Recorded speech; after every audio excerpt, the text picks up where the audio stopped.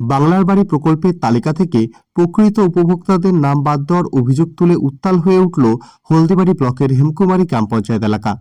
সোমবার বঞ্চিত উপভোক্তারা পঞ্চায়েত দপ্তরের গেটে তালা ঝুলিয়ে বিক্ষোভ প্রদর্শন করেন। দীর্ঘ প্রায় 2.5 ঘন্টা অবরুদ্ধ থাকার পর পুলিশি হস্তক্ষেপে পরিস্থিতি নিয়ন্ত্রণে আসে। সূত্রের খবর, 2018 সালে বাংলার বাড়ি প্রকল্পের জন্য একটি প্রাথমিক সার্ভে করা হয়েছিল। সেই সার্ভের ভিত্তিতে হেমকুমারী গ্রাম পঞ্চায়েত এলাকায় মোট 1330 জন উপভোক্তাকে ওয়েটিং লিস্টে রাখা হয়। সম্প্রতি রাজ্য জুড়ে এই প্রকল্পের ঘর দেওয়ার প্রক্রিয়া নতুন করে শুরু হতেই বিবাদের সূত্রপাত। অভিযোগ, ওই ওয়েটিং লিস্ট থেকে প্রায় 63 জন যোগ্য উপভোক্তার নাম রহস্যজনকভাবে বাদ দেওয়া হয়েছে। সোমবার পঞ্চায়েত দপ্তরে জমায়েত হন উপভোক্তারা। তাদের অভিযোগ, যারা ঘর পাওয়ার প্রকৃত দাবিদার এবং যাদের অবস্থা শোচনীয়, তাদের নাম ওই তালিকা থেকে গায়েব করে দেওয়া হয়েছে। ক্ষুব্ধ গ্রামবাসীরা পঞ্চায়েত অফিসে তালা লাগিয়ে স্লোগান দিতে শুরু করেন। দীর্ঘ সময় ধরে কাজ না হওয়ায় পরিস্থিতি জটিল হয়ে ওঠে। খবর পেয়ে ঘটনাস্থলে পৌঁছায় হলদিবাড়ি থানার পুলিশ। পুলিশের আশ্বাসে প্রায় 2.5 ঘন্টা পর তালা খোলা হয়।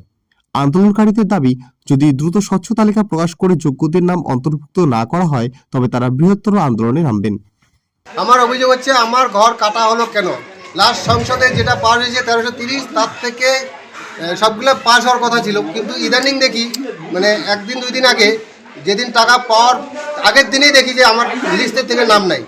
আমি একটা সাধারণ গরিব মানুষ, আমার ঘর কাটা হলো কেন? আমি এর জন্য জবাব চাই প্রধানের কাছে, মানে জিপির কাছ থেকে জবাবটা চাই। আমার নাম হচ্ছে তরিত রায়, বাড়ি হচ্ছে হেমকুমারী। এটা হেমকুমারী জিপি। তালা ঝোলানো হলো এই জন্যেই যে বাংলা আবাস যোজনার যে ঘর, সাধারণ মানুষের ঘর, গরিব মানুষের ঘর, মমতা ব্যানার্জি আমাদের সাধারণ মানুষকে থাকার জন্য একটু জায়গা ঘর করে দিচ্ছে, তার একটা আন্দোলন। কারণটা, ঘর বন্ড হওয়ার পরেও এই কিছু সাধারণ মানুষের প্রায় আমাদের হেমকুমারী জিপি থেকে কতটা ঘর, প্রায় 63টা ঘর বন্ড হওয়ার পরে কাটলো। এর জবাব কিন্তু অঞ্চল থেকে আমরা পাচ্ছি না, না প্রধান সাহেবা কিছু দিতে পারছে, না এক্সিকিউটিভ কিছু দিতে পারছে। এর পরিপ্রেক্ষিতেই আমরা আজকে অঞ্চলে তালাও মারলাম।